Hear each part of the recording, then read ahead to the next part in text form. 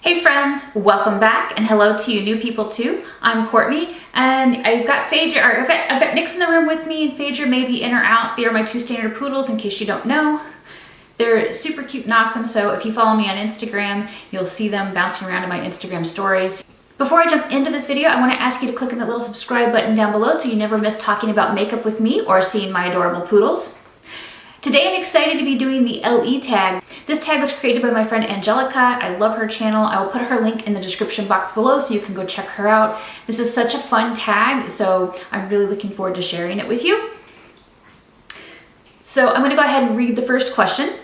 What is the limited edition product you're most happy you got your hands on? This one is a no-brainer for me. It is the Kat Von D Pastel Goth palette. I love this palette because I have hooded eyes, and basically this is a palette of transition shades and rainbow colors for my hooded eyes. So what I mean by that is that I can use all of these colors on the hood of my eye because I prefer to use mattes to help shape an eye look, and I can pair them with other bright colors that are shimmery on the lid.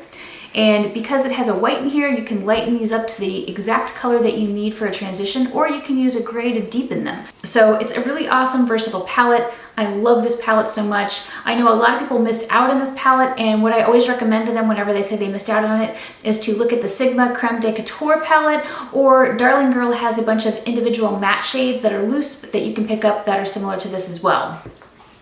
What is your least favorite LE product that you picked up, the thing you could have been without? So this one is also very easy for me to answer. It was the Too Faced Peach palette, the original peach palette. So I originally stayed up all night till like 5 a.m. or something trying to buy this palette from Too Faced's website, but the website kept crashing and then it was immediately sold out. So then I stayed up again trying to buy it from Ulta's website. I couldn't get it through Ulta's website, but I was able to get it through Ulta's app, which was just ridiculous. So by the time I got the palette, it was so overhyped, and when I went to go play with it, the palette I got, at least, the pigmentation was shit. So I was extremely disappointed with it. I had spent all this time trying to stay up to get the palette, and I was just like, this is a piece of crap I wasted my money on. So I was really disappointed with it, and I really hated it. Okay, the third question is, what brand do you think does LE best? So I had to think about this one for a while because I kept thinking Kat Von D, Urban Decay, Kat Von D, Urban Decay. And while I love Kat Von D's packaging and aesthetic, because I really do like the whole goth aesthetic, and I really like it how it looks, I feel like Urban Decay does products that are limited edition better for me, because like if you look at the Kaleidoscope palette, the product, like eyeshadow colors, are amazing. I hate the packaging because I hate how they're all different sizes, and it's cardboard, which a lot of people don't like. That doesn't bother me so much usually, but I love the colors that came in this. If you look at the Urban Decay Heavy Metals palette, I also love that palette. Again, I hate the packaging because the packaging is very awkward, but the colors themselves are amazing. If you look at the Urban Decay Basquiat Tenant palette, it's basically a bunch of rainbow hues and really cool packaging. I love that palette because basically I love every single color in it.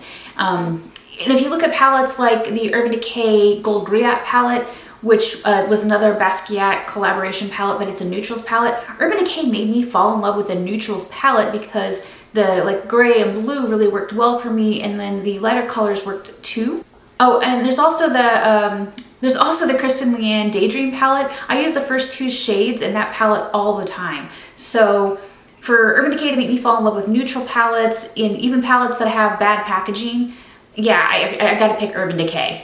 Next question is, what brand do you think does limited edition worst?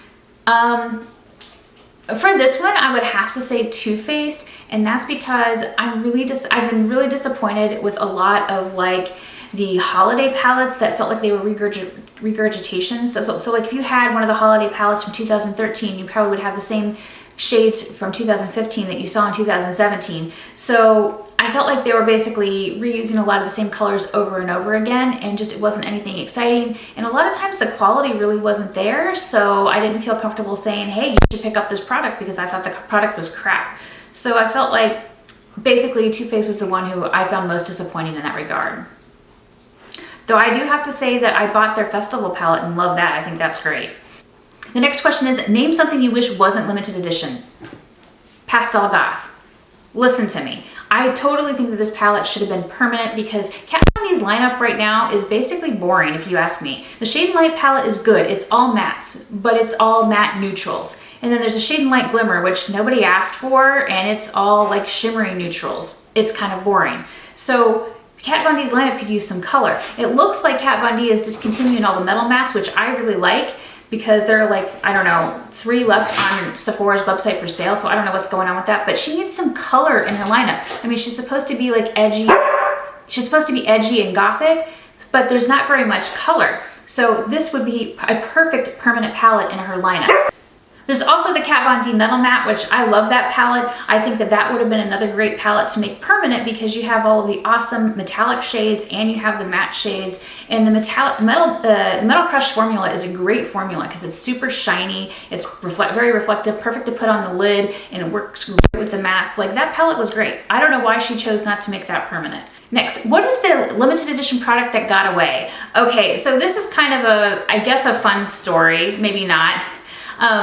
At one point, I owned every single color that Sugarpill made. I bought most of them. I received like PR samples twice, and then everything else I bought because I really love their products. And so one of the releases that they did for probably the makeup show or something, or maybe it was IMATS LA or something, was a color called Olivia, which is like a golden green loose eyeshadow. And anyway, this color, like, I bought 2. I bought one for a friend and one for myself. I gave the one to my friend, like that color.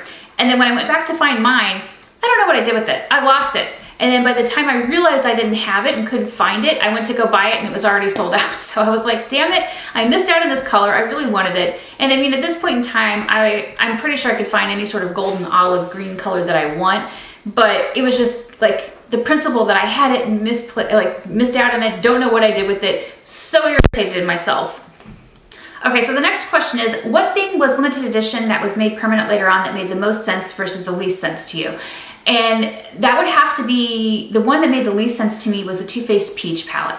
Now, my reasoning for this is that my peach palette was a piece of shit. Like, the quality was terrible, the color payoff and pigmentation was awful.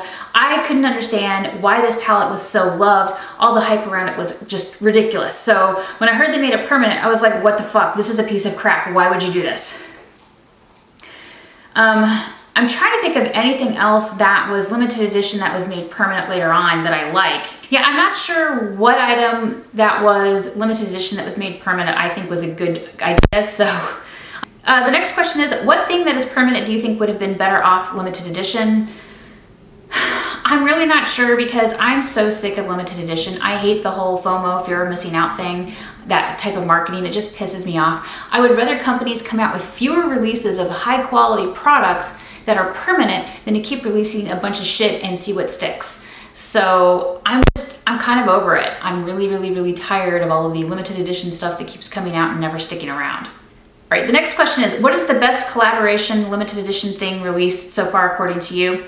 So I've actually bought a surprising amount of YouTuber collaborations. I bought the Jackie Iannick Artist Couture highlighter collaboration. I bought like the Kathleen Lights, Morphe and Kathleen Lights ColourPop collaborations.